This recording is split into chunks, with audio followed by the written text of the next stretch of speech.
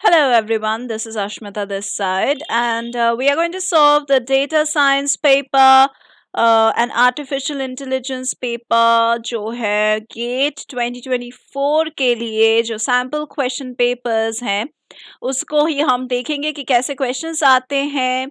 चलिए फोकस करते हैं in question number 14, and this says consider two relations. हम दो relations को consider करेंगे जो है ये दो रिलेशंस, एंड रिलेशन आर में 100 रिकॉर्ड्स है एंड रिलेशन एस के अंदर 200 रिकॉर्ड्स है.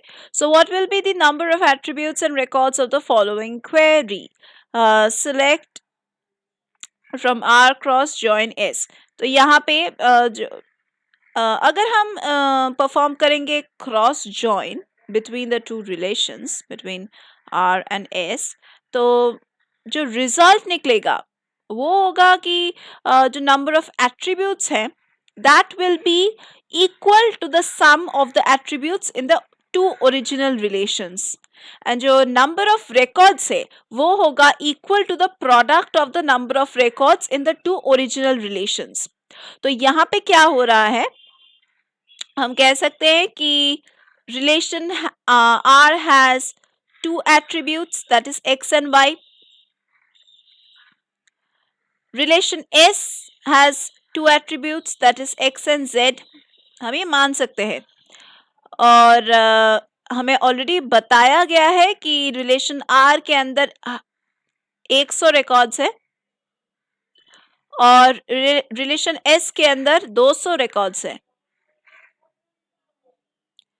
तो अगर हम एक क्रॉस जॉइन परफॉर्म करेंगे बिटवीन R एंड S, तो आपको एक रिजल्ट मिलेगा. जैसे फॉर एग्जाम्पल 2 + 2 = 4. अगर हम इस एट्रीब्यूट को लेंगे और इस हिसाब से अगर हम 100 और 200 को लेंगे तो यहाँ पे ये हो जा रहा है 20,000 रिकॉर्ड्स.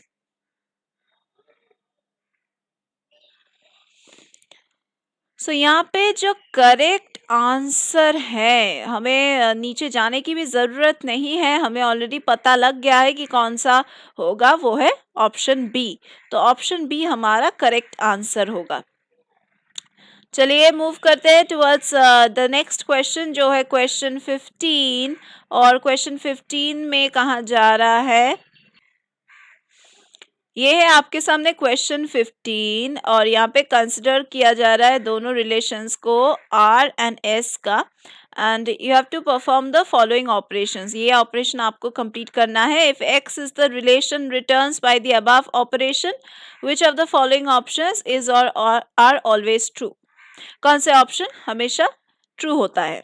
तो चलिए अगर हम डिवाइड ऑपरेशन पे फोकस करेंगे, ऑल्सो जिसको हम डिवीजन ऑपरेशन कहते हैं इन रिलेशनल अलजेब्रा. रिजल्ट जो है इसमें रिजल्ट क्या आएगा, the result is a set of values from the first attribute of the relation जो है R x, and that are associated with all the values of the second attribute. यहाँ पे हमारे पास second attribute क्या है, s.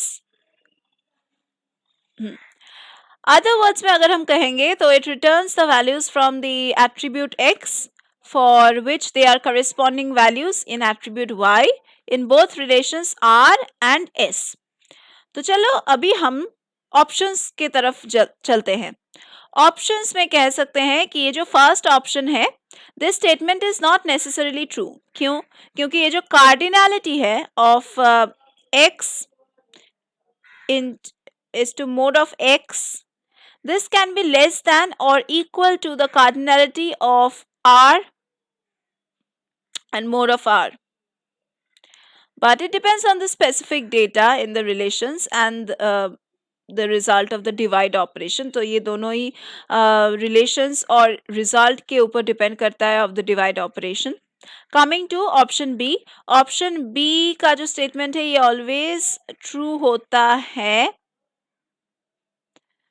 So yeah, the result x will consist of values from attribute x in relation R, and the cardinality of x will be less than or equal to the cardinality of the attribute in relation to cardinality of attribute y in relation to s।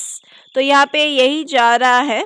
तो या that is what it is always true. आ रहे हैं option C की तरफ। Option C जो है इसमें mode of x is less than equal to mode of r and mode of x is less than mode of s। तो ये जो स्टेटमेंट है ये भी सही है, मतलब ट्रू है।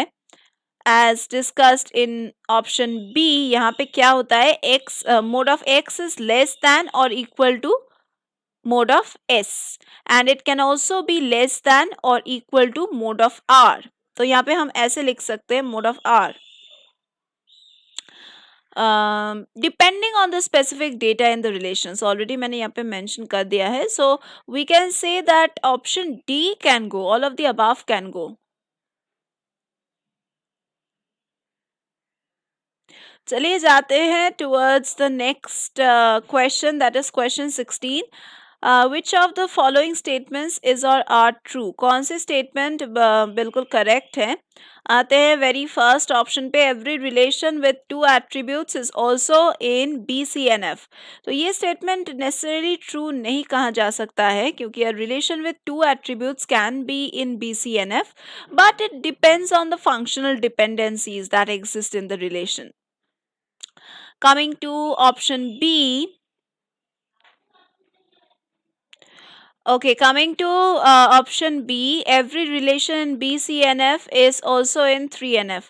तो ये statement true हो सकता है क्योंकि if a relation is in Boyce code normal form, that is BCNF, Boyce code normal form, it implies that it is also in the third normal form, that is 3NF।